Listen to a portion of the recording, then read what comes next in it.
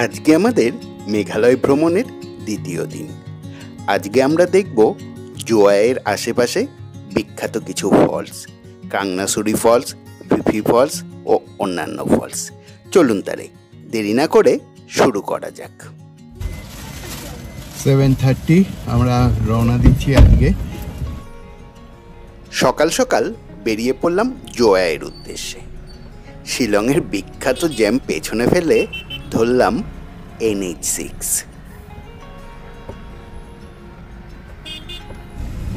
এই রোডটাই কিন্তু ত্রিপুরা, মিজোরাম ওই দিকটাই চলে যাচ্ছে সোজা।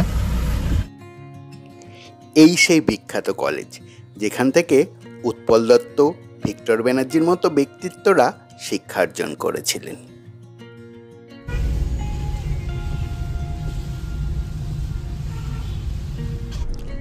হোটেল থেকে রওনা দিয়েছিলাম 7:30টার সময়, আর এখানে পৌঁছালাম 10টায়।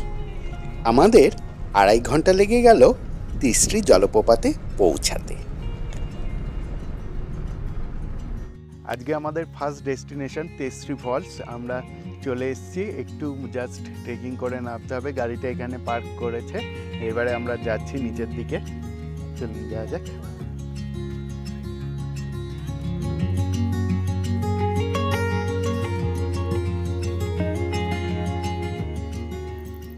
এই আমার পেছনে হচ্ছে টিকিট কাউন্টার। এখানে কিন্তু গাড়িগুলো পার্কিং করে হেঁটে যেতে হবে। হেঁটে 5 মিনিট মতো ওয়াকিং ডিস্টেন্স। ওয়েদারটা কিন্তু খুবই সুন্দর। একটু আগেই বৃষ্টি হচ্ছিল, এখন বৃষ্টি পুরোপুরি থেমে গেছে, কিন্তু রোদও নেই, ফলে ওয়েদারটা খুবই প্লেজেন্ট এখানে। এটিই হলো ফলসে ঢোকার প্রবেশ পথ। যদিও দেখলাম যে এখানে টিকিট কাউন্টার আছে, 30 টাকা অ্যাডাল্ট আর 10 টাকা চিলড্রেনদের জন্য, বাট কাউকে আমরা খুঁজে পেলাম না এখানে। আমরা এমনি এখন যাচ্ছি, কোনো টিকিট লাগলো না।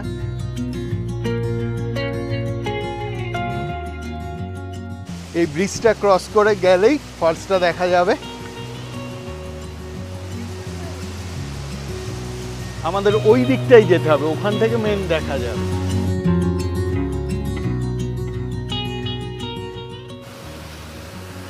এই হচ্ছে মেঘালয়ের তিস্রি ফলস। এখান থেকে স্টার্টিং হচ্ছে, এটা 2টো ধাপে আছে। প্রথম ধাপটা এটা, আবার কিছুটা নিচে নেমে গেলে আরেকটা ধাপ দেখা যাবে।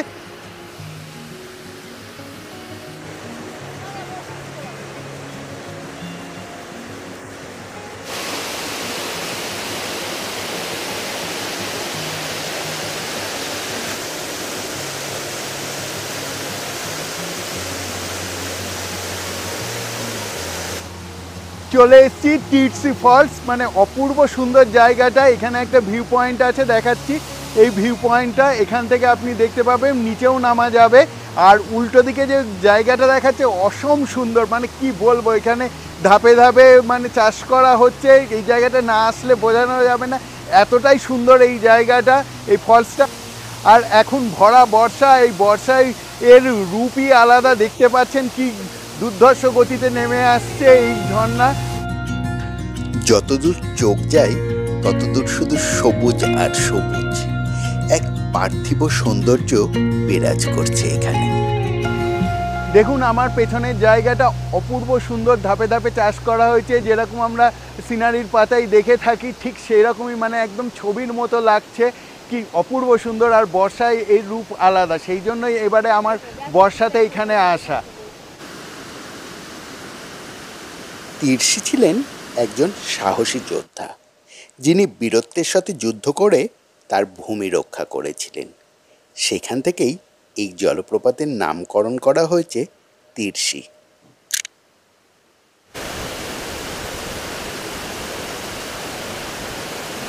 এই ওপর থেকে যে জলটা আসছে, এখানে এসে আবার কিন্তু এটা সেকেন্ড স্টেজ, এখান থেকে আবার নিচে নেমে যাচ্ছে। এই জলটা নেমে গিয়ে ও বিস্তীর্ণ এলাকায় এখানে কিন্তু চাষ হচ্ছে।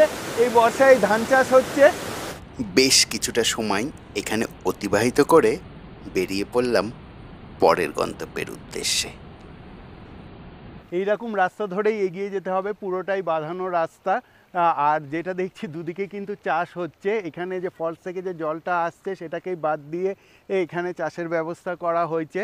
এখানে যখন নামলাম তখনও কিন্তু ঝিরিঝিরি বৃষ্টি হচ্ছিল, বাট এখানে আসার পর কিন্তু বৃষ্টিটা একেবারে কমে গেল, থ্যাঙ্কস টু গড। এই আর্টিকাটা আমরা বুক করেছি এই 4 দিনের জন্য। 4 দিন পার ডে এরা 5000 করে নিচ্ছে এবং লাস্টের দিন যেহেতু চেরাপুঞ্জি থেকে গুয়াহাটি ছেড়ে দেবে সেই দিনকে এরা রেট ধরেছে 6000। জোয়াই থেকে ক্রাংসুরি ফলসের দূরত্ব মোটামুটি 20 থেকে 25 কিলোমিটার। প্রবেশ করলাম জোয়াইতে, জোয়াইয়ের মধ্যে ঢুকে গেছি। জোয়াই ঢোকার মুখেই কিন্তু আমরা টিটসি ফলটা আগে পেলাম, সেখানে আমরা নেমেছিলাম কিছুটা টাইম স্পেন্ড করে, তারপরে জোয়াইয়ের ওপর দিয়ে এখন আমরা যাচ্ছি। আবার শুরু হলো মুষলধারে বর্ষণ। কিছুটা নির্লিপ্তভাবে গাড়িতে বসে এগিয়ে চললাম ক্রাংসুরি ফলসের উদ্দেশ্যে।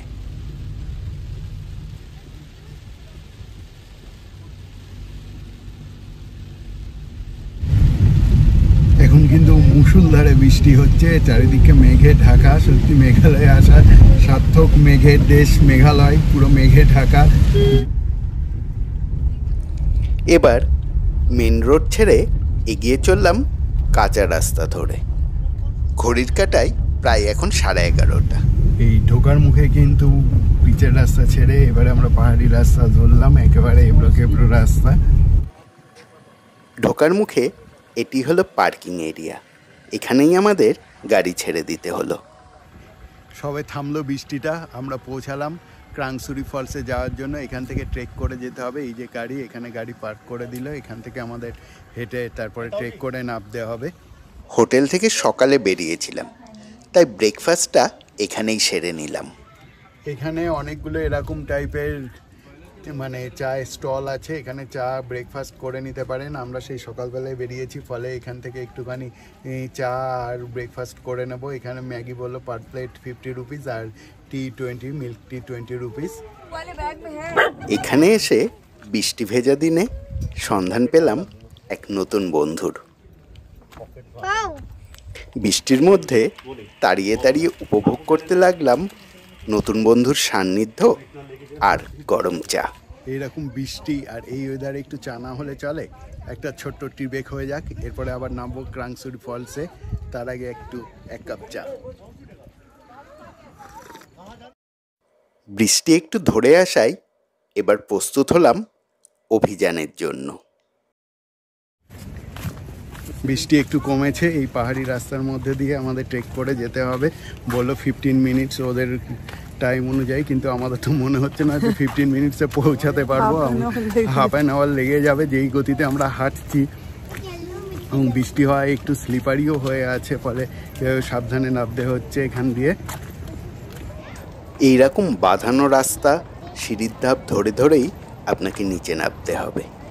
সাইডে কিন্তু রেলিং করা আছে, কোনো অসুবিধা হবে না। এরকম স্টেপও আছে, ফলে যেটা মানে একদম পাহাড়ির যে রাস্তা সেরকম নয়। এখানে কিন্তু সিঁড়ি করে দেওয়াই আছে এবং সাইড দিয়ে রেলিং দেওয়াও আছে।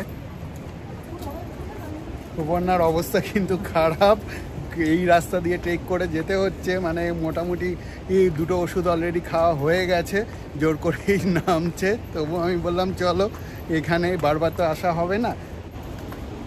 এখানে যা জানলাম প্রায় 350টা এরকম স্টেপ আছে। এই 350টা স্টেপ আমাদের নামতে হবে। অপূর্ব সুন্দর জায়গাটা, এত সুন্দর লাগছে এখানে। একদম সবে বৃষ্টি হয়ে গেল, চারিদিকটা মানে গাছপালাগুলো একেবারে সবুজ হয়ে আছে। প্রত্যেকটা ফলস দেখার জন্যই কিন্তু এখানে এন্ট্রি ফি দিতে হয়।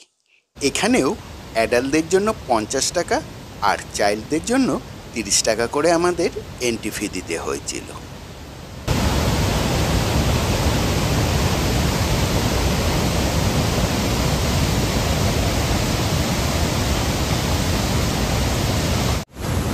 একবার শুধু দেখুন জলের স্রোতটা, মানে প্রচণ্ড গতিতে নেমে আসছে।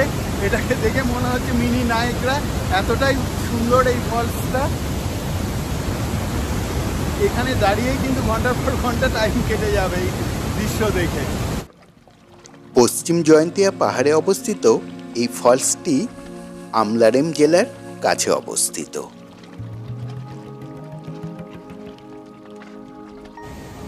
ওই নিচে রয়েছে ভিউ পয়েন্ট, ওখান থেকে ফলসটিকে আরো সুন্দরভাবে উপভোগ করা যায়। এই ফলসটারও কিন্তু দুটো স্টেপ আছে। আমরা আপার পজিশনে দাঁড়িয়ে আছি, এরপরে লোয়ার স্টেপে আমরা যখন নামবো আরও সুন্দরভাবে এটাকে দেখা যাবে। নিচের ধাপে নামতে হলে কিন্তু এরকম জল পাড়িয়ে আপনাকে নামতে হবে, ফলে অবশ্যই জুতো কিন্তু এড়িয়ে চলবে। ঝর্ণা ঝর্ণা সুন্দরী ঝর্ণা, তরলিত চন্দ্রিকা চন্দন বর্ণা, তনুভরি যৌবন তপসী অপর্ণা, ঝর্ণা। সত্যি এখানে আসাটা না সার্থক হলো। একেবারে ভারতের নায়করা বলা চলে এটাকে। এতটা পড়ছে, জলটা পড়ছে, অদ্ভুত লাগছে, এত সুন্দর এই জায়গাটা। এখানে না আসলে সত্যি বলে বোঝানো যাবে না। এখানে কিন্তু নানা ধরনের অ্যাক্টিভিটিসও হয়। ওপরে ওখানে লাইফ জ্যাকেট পাওয়া যায় এবং নাকি রাফটিংও হয়, এবং অন্য সময় জলের কালারটা পুরো ব্লু থাকে। কিন্তু এখন বর্ষায় কিন্তু এটা কিন্তু সম্পূর্ণ একটা অন্য রূপ এখানে আমরা দেখতে পাচ্ছি। পুরো ফলসটা বর্ষায় কিন্তু সব ধরনের স্পোর্টস অ্যাক্টিভিটি এখন বন্ধ, না হলে জিপলিংও করা যায়। সত্যি একটা রোমাঞ্চকর অভিজ্ঞতা। এখানে না আসলে বোঝা যেত না এত সুন্দর একটা ফলস এটা। আর বর্ষাতে তো এই রূপ একেবারে পুরো অন্যরকম। অন্য ঋতুতে আসলে কিন্তু এখানে জল কম থাকে, ফলে বোটিং করতে পারেন, অন্তত স্নানের মজা তো এখানে নিতেই পারেন। ওঠার সময় একটু প্রবলেম হবে, যারা এজেড পার্সন আছে বা বাচ্চা নিয়ে উঠছেন তাদের ক্ষেত্রে। নামার ক্ষেত্রে কোনো অসুবিধা নেই, তবে উঠতে কিন্তু একটু ট্রাভেল দেবে, ফলে যারা এজেড পার্সন তাদেরকে না করবো পুরোটা নামার। মোটামুটি 11:40 নাগাদ আমরা ইন করেছিলাম ক্রাংসুরি ফলসে, আর প্রায় 1.5 ঘন্টা কাটিয়ে এবারে রওনা দিলাম পরবর্তী গন্তব্যের উদ্দেশ্যে। সেটি হলো ফিফি ফলস। আজকে প্রথম রোদের দেখা পেলাম। সকাল থেকে বৃষ্টি হচ্ছিল, এই প্রথম, এখন 2 বাজে, এই প্রথম আমরা রোদের দেখা পেলাম আজকে। আমাদের শেষের গন্তব্য ছিল ফিফি ফলস, যার পুঙ্খানুপুঙ্খ বর্ণনা আমার অপর একটি ভিডিওতে দেয়া আছে। তার লিঙ্ক আমি ডেসক্রিপশন বক্সে শেয়ার করে দিলাম। বন্ধুরা, এই ভিডিওটি ভালো লাগলে অবশ্যই লাইক করবেন আর চ্যানেলটিকে সাবস্ক্রাইব করবেন। আর ততক্ষণ সঙ্গে থাকুন, দেখতে থাকুন।